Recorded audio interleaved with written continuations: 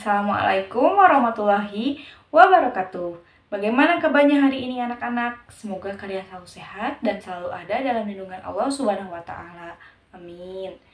Nah, anak-anak, Ibu tidak akan bosan mengingatkan mengenai protokol kesehatan di masa pandemi ini. Kalian harus selalu menjalankannya ya. Jangan lupa mencuci tangan, menggunakan masker jika hendak keluar rumah, dan diusahakan tetap di rumah. Hari ini kita akan melanjutkan pembelajaran PPKN. Namun sebelumnya kita berdoa terlebih dahulu yuk supaya pembelajaran hari ini dapat bermanfaat. Berdoa dimulai.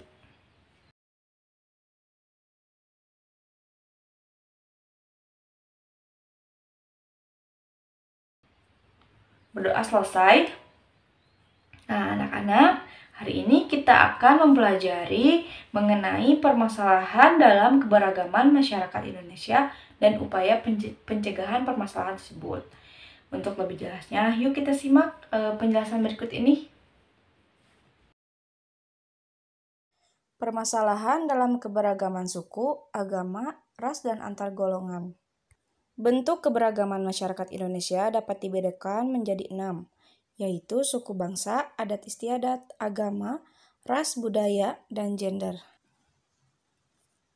Yang pertama, keberagaman suku. Menurut Kuncharaningrat, suku bangsa atau etnis atau disebut juga ethnic group adalah suatu golongan manusia yang terikat oleh kesadaran dan identitas akan kesatuan kebudayaan. Adat merupakan peraturan tentang perbuatan manusia yang lazim dilakukan sejak zaman nenek moyang dan diikuti oleh keturunannya. Adat yang telah melembaga disebut adat istiadat.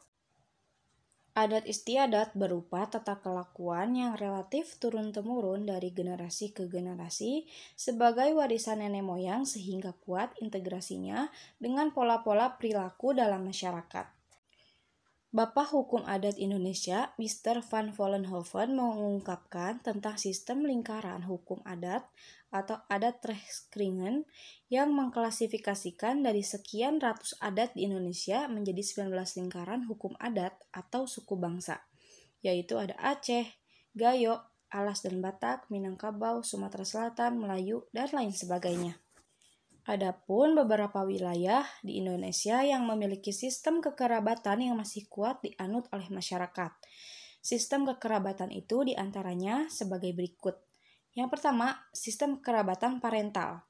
Sistem kekerabatan parental menarik garis keturunan dari kedua belah pihak ayah dan ibu. Kedudukan laki-laki dan perempuan sama, misalnya di daerah Aceh dan Jawa Barat. Yang kedua, ada sistem kekerabatan patrilineal. Sistem kekerabatan ini menarik garis keturunan dari pihak bapak saja. Artinya, kedudukan laki-laki lebih tinggi dibandingkan perempuan, misalnya di daerah Palembang dan Batak. Kemudian, sistem kekerabatan selanjutnya ada matrilineal. Sistem kekerabatan matrilineal menarik garis keturunan dari pihak ibu saja. Kedudukan perempuan lebih tinggi dibandingkan laki-laki, misalnya di daerah Minangkabau. Yang ketiga, ada keberagaman agama. Kehidupan masyarakat Indonesia merupakan kehidupan yang religius. Religiusitas masyarakat Indonesia tidak bisa lepas dari adanya berbagai agama dan kepercayaan yang berkembang di Indonesia. Sampai dengan saat ini, di Indonesia berkembang 6 agama besar, yaitu Islam, Kristen, Katolik, Hindu, Buddha, dan Konghucu. Kemudian, keragaman yang ada di Indonesia dapat dilihat dari keberagaman rasnya. Ras adalah kelompok manusia yang memiliki persamaan ciri-ciri fisik seperti warna kulit, bentuk dan warna mata, warna rambut, bentuk kepala, bentuk wajah, serta bentuk dan tinggi badan. Faktor penyebab keberagaman selanjutnya yaitu ada keberagaman budaya. Dari istilah ini kemudian muncul perbedaan antara budaya dan kebudayaan. Budaya adalah daya atau kekuatan dari budi atau akal yang berupa cipta, rasa, dan karsa. Adapun kebudayaan adalah hasil dari cipta, rasa, dan karsa tersebut. Faktor penyebab keberagaman yang terakhir yaitu keberagaman gender. Gender adalah perbedaan antara laki-laki dan perempuan dalam peran, fungsi, hak tanggung jawab, dan perilaku yang dibentuk oleh tata nilai sosial, budaya, serta adat istiadat. Dalam praktik kehidupan bermasyarakat, berbangsa dan bernegara, peran dan fungsi laki-laki dan perempuan sangat dipengaruhi oleh budaya atau kultur yang ada dalam masyarakat. Masih banyak anggapan yang menempatkan perempuan dalam posisi yang diskriminatif atau tidak adil. Pembahasan selanjutnya yaitu mengenai pengaruh keberagaman masyarakat Indonesia. Seberapa berpengaruhnya sih keberagaman yang ada di Indonesia ini dalam kehidupan sehari-hari? Keberagaman masyarakat Indonesia memiliki dampak positif dan negatif. Dampak positif yang ditimbulkan dari keberagaman masyarakat Indonesia diantaranya terciptanya integritas nasional, lalu menjadi sarana untuk memajukan pergaulan antar suku, agama, budaya, dan golongan, dan dapat memperkaya khazanah budaya bangsa. Di samping sisi positif, ada pun dampak negatif yang dapat ditimbulkan dari keberagaman, yaitu memicu terjadinya konflik dalam masyarakat. Yang kedua, munculnya sikap primordialisme, yaitu pandangan yang berpegang teguh pada hal-hal yang dibawa sejak kecil, baik mengenai tradisi, adat istiadat, kepercayaan, maupun segala sesuatu yang ada di lingkungan pertamanya. Kemudian munculnya sikap etnosentrisme, yaitu suatu pandangan yang menganggap bahwa suku bangsanya lebih unggul dibandingkan dengan suku yang lainnya. Lalu adanya sikap fanatisme yang berlebihan, yaitu paham yang berpegang teguh secara berlebihan terhadap keyakinan sendiri sehingga menganggap salah terhadap keyakinan yang lain. Pembahasan selanjutnya yaitu permasalahan yang mungkin muncul dalam keberagaman masyarakat Indonesia.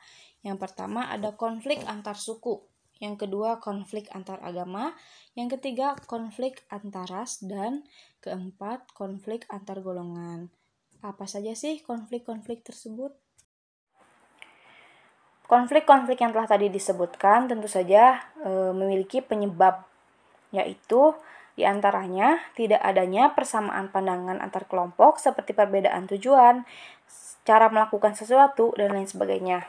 Kemudian norma-norma sosial tidak lagi berfungsi dengan baik sebagai alat mencapai tujuan. Yang ketiga, adanya pertentangan norma-norma dalam masyarakat sehingga menimbulkan kebingungan bagi masyarakat. Di mana ada sebab, pasti ada akibat. Akibat yang dapat ditimbulkan oleh terjadinya konflik yaitu perpecahan dalam masyarakat, kerugian benda dan korban manusia, kehancuran nilai-nilai dan norma sosial yang ada, dan perubahan kepribadian. Lalu upaya apa sih yang dapat mencegah konflik yang bersifat sara? Setiap masalah yang berpotensi menimbulkan konflik dalam masyarakat yang beragam harus segera diselesaikan sehingga tidak membawa akibat yang merugikan masyarakat. Upaya mengatasi masalah ini dapat dilakukan dengan cara preventif, cara represif, dan cara kuratif. Nah, anak-anak, itu tadi penjelasan mengenai permasalahan dalam keberagaman masyarakat Indonesia. Bentuk keberagaman, lalu penyebab terjadinya konflik, terus konflik apa saja yang terjadi di masyarakat Indonesia akibat dari keberagaman, lalu upaya pencegahan agar tidak terjadi perpecahan. Nah, semoga anak-anak dapat memahaminya ya. Jika ada yang belum paham, boleh tanyakan di kolom komentar. Hari ini dicukupkan sekian. Akhirul kalam, wassalamualaikum warahmatullahi wabarakatuh.